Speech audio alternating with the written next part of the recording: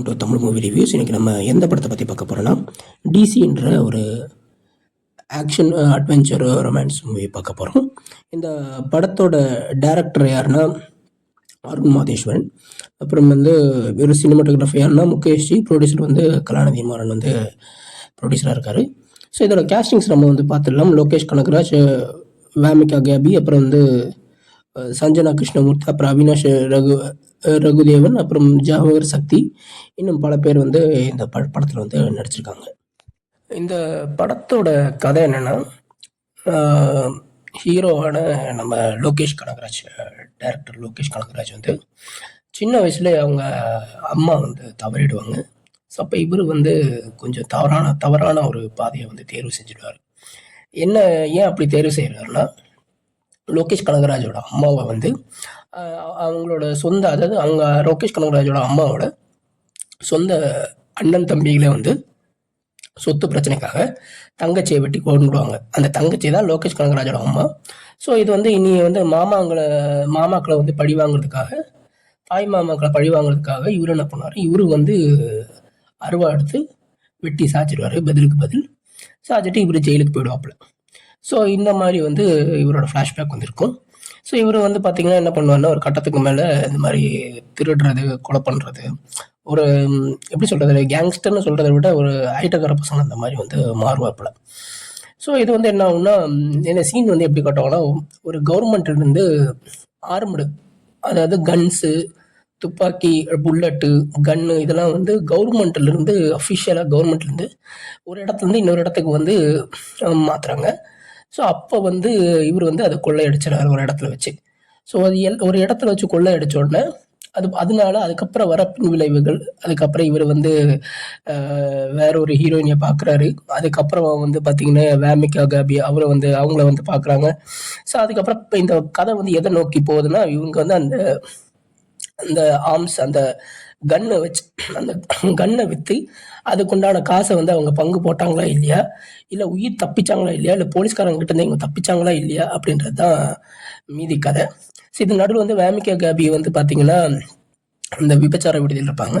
அவங்க ஒரு எதிர்ச்சியாக யாரை, லோகேஷ் கனகராஜை பார்க்க வேண்டிய ஒரு சூழ்நிலை ஏற்படும்.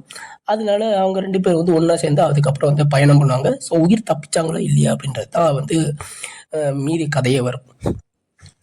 ஸோ இந்த படம் பார்த்தீங்கன்னா எப்படி சொல்கிறது, இப்போ இருக்கிற யூத் ஜெனரேஷன் முன்னாடியே கைதி கூட ஒரு நல்ல படம் தான். ஸோ விக்ரம், அப்புறம் பார்த்தீங்கன்னா இன்னும் கூலி, அப்புறம் நிறைய படங்கள் பார்த்தீங்கன்னா இந்த கடத்தல் ஏதாவது ஒன்று கடத்திக்கிட்டே இருப்பாங்க. ஸோ இந்த மாதிரி தான். ஸோ இந்த மாதிரி முன்னாடியே ஆடியன்ஸோட பல்ஸை யங்ஸ்டர்ஸோட பல்ஸை இந்த மாதிரி டியூன் பண்ணி வச்சுட்டாங்க. ஆடியன்ஸோட பல்ஸை மாற்றிட்டாங்க.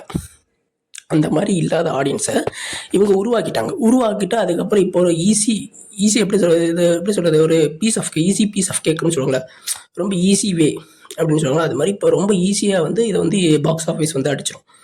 ரத்தம் தெரிக்கிறது, குவென்டன் டரண்டினோ மாதிரி ஒரு ரத்தம் தெரிக்கிறது, அப்புறம் ப்ராஸ்டியூட் பொண்ணுங்களை காட்டுறது, கிட்டத்தட்ட ஒரு சமுதாயத்தை எப்படிலாம் அழிக்க முடியும் அப்படின்றத ஒரு அஜெண்டா மூவியாக தான் நான் இதை பார்க்குறேன்.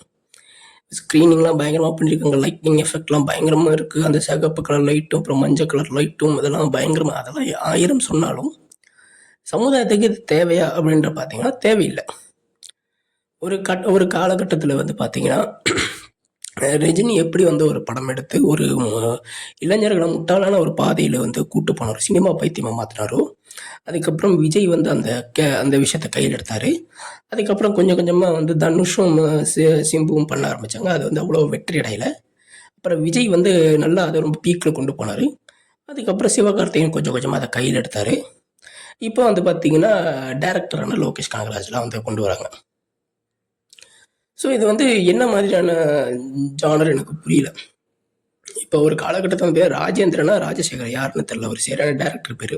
இந்த சின்ன கவுண்டரு, இன்னும் பல ஜாதி சார்ந்த ஒரு படங்கள்லாம் எடுப்பார். அதை எடுத்து மக்களோட மனநிலை மாறி, உண்மையாகவே அதுவே ஒரு காரணம் தான் பல தமிழ்நாட்டில் நடக்கிற ஜாதி சண்டைகளுக்கு. உண்மை. Cinema is a good mediator. Cinema is a good mediator. ஒரு மனுஷனை மிருகமாக மாற்றும், மிருகமாக இருக்கிற மனுஷனை மாற்றும். எக்ஸாம்பிளுக்கு வந்து பார்த்தீங்கன்னா, கேரளாவில் தமிழர்களை கேவலமாக காட்டுறாங்க சினிமா ஃபுல்லாக. நம்ம அவனுக்கு எதிரியே கிடையாது, ஆனால் அவன் நம்மளுக்கு எதிரியாக தான் பார்ப்பான். ஸோ இதுதான் ஒரு நல்ல ஒரு மீடியம் வந்து பார்த்தீங்கன்னா, cinema is a good medium. நீங்கள் ஒரு சமுதாயத்தை எப்படி வேணால் மாற்றலாம்.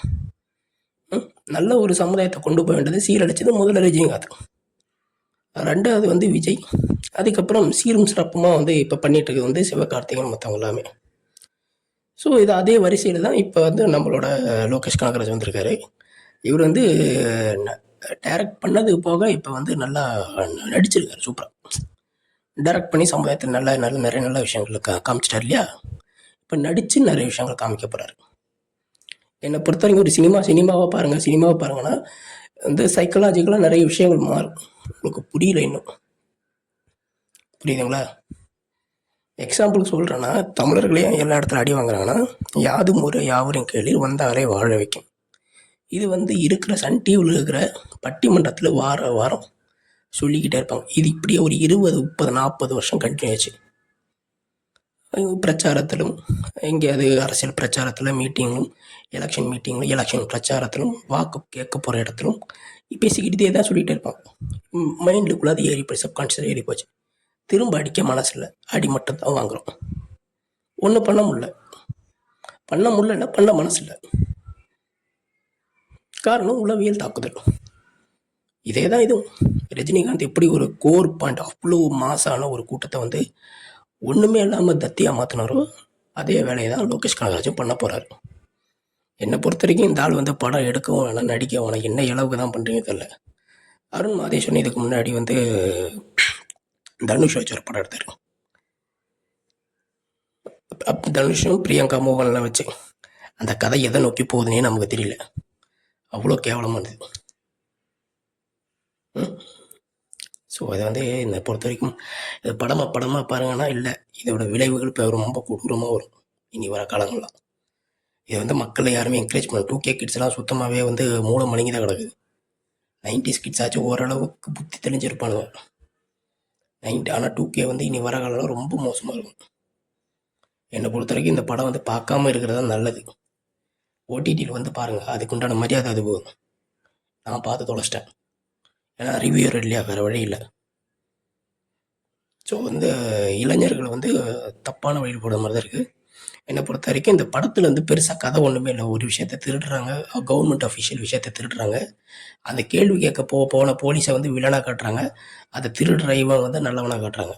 சரி, இவன் திருடுனா எதுக்கு திருடுனா, அந்த தப்பு பண்ண போலீஸ்காரங்களெல்லாம் தண்டிக்கிறதுக்காக தான். அவன் எந்த தப்பு பண்ணல, அவன் கடமையை செய்கிறான். எப்படி புஷ்பா படத்தில் வந்து மரத்தை வெட்டினவன ஹீரோவாகவும் அதை பிடிக்க போன போலீஸை வில்லனாக காட்டினாங்க இல்லையா, அது மாதிரி தான் இதுவும். போலீஸ்காரனை வில்லனாக காட்டுறாங்க, இவரை வந்து ஹீரோவாக காட்டுறாப்புல. சமுதாயம் நான் என்னை பொறுத்த வரைக்கும் வந்து 5க்கு வந்து 2.5 கொடுக்குறேன். தேங்க்யூ. எது வந்து ஸ்க்ரீன் பிளே, லைட்னிங், ஒரு சினிமாவாக பார்க்கும்போது ஓகே. மற்றபடி இந்த சமுதாயத்தோட சேர்த்து பார்க்கும்போது எனக்கு ஒன்றுமே ஓட்டலை. 5க்கு வந்து 2.5 கொடுக்குறேன்.